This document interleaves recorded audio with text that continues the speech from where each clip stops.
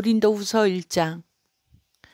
하나님의 뜻에 의해 그리스도 예수의 사도가 된 나 바울과 형제 디모데는 고린도에 있는 하나님의 교회와 아가야 전 지역에 있는 모든 성도들에게 이 편지를 씁니다. 하나님 우리 아버지와 주 예수 그리스도께서 내리시는 은혜와 평강이 여러분에게 있기를 빕니다. 우리 주 예수 그리스도의 하나님과 아버지를 찬송합니다. 그분은 인자하신 아버지이시며 모든 위로의 아버지이십니다. 하나님은 우리가 여러 가지 환난을 당할 때 위로해 주셔서 우리가 하나님께 받은 위로로서 여러 환난을 당한 사람들을 위로할 수 있게 하셨습니다. 그리스도의 고난이 우리에게 넘쳐나는 것처럼 그리스도로 말미암아 받은 우리의 위로도 넘치게 되었습니다. 우리가 환난을 당한다면 이것은 여러분을 위로하고 구원받게 하기 위한 것입니다. 우리가 위로를 받는다면 그것도 여러분을 위로해 주기 위한 것입니다.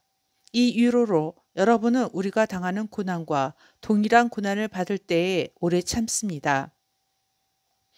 여러분을 향한 우리의 소망은 확고합니다. 왜냐하면 여러분이 우리가 당하는 고난에 참여하는 것처럼 우리가 받는 위로에도 참여하고 있음을 알기 때문입니다. 성도 여러분, 우리가 아시아 지방에서 당한 환난을 여러분이 알아주시기를 원합니다. 우리는 감당하기 어려운 환난을 당해 삶의 소망조차 없었습니다. 마음속으로는 사망 선고를 받았다는 느낌마저 들었습니다.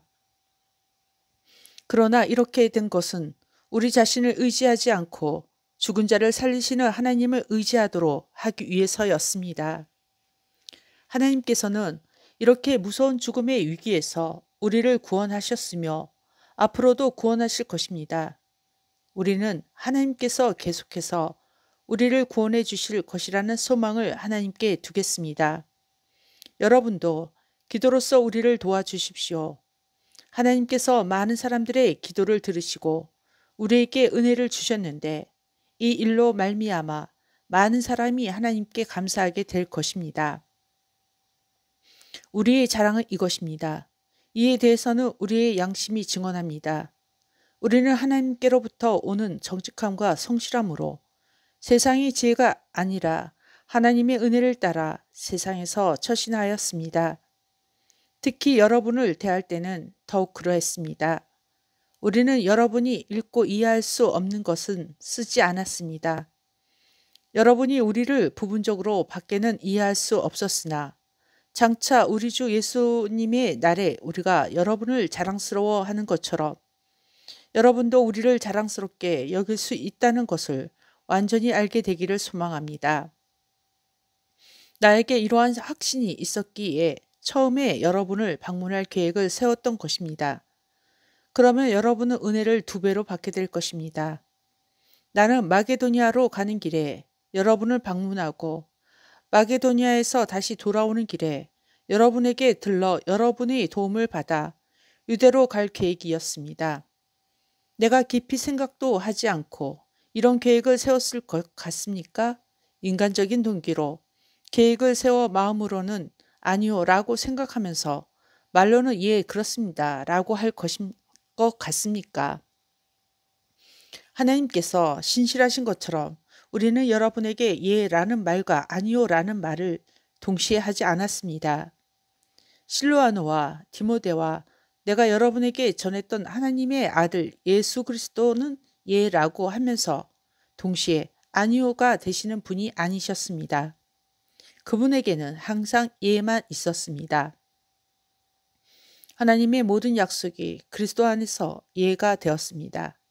그러므로 우리는 그리스도를 통해 아멘이라고 함으로써 하나님께 영광을 돌립니다. 여러분과 우리를 그리스도 안에서 굳게 세우시는 분은 하나님이십니다. 하나님께서는 우리에게 기름을 부으시고 우리가 그분의 소유라는 표로 인을 치시고 그 보증으로 우리 마음에 성령을 주셨습니다. 하나님을 내 증인으로 모시고 말하는 것인데 내가 고린도에 가지 않은 것은 여러분을 아끼는 마음 때문입니다. 또한 여러분의 믿음을 우리 마음대로 지배하려고 했던 것도 아닙니다. 여러분이 믿음 위에 굳게 서 있으므로 우리는 단지 여러분의 기쁨을 위해 여러분과 함께 일하는 사람일 뿐입니다. 나는 이번처럼 여러분의 마음을 아프게 하고 싶지 않아 다시는 방문하지 않겠다고 결심하였습니다.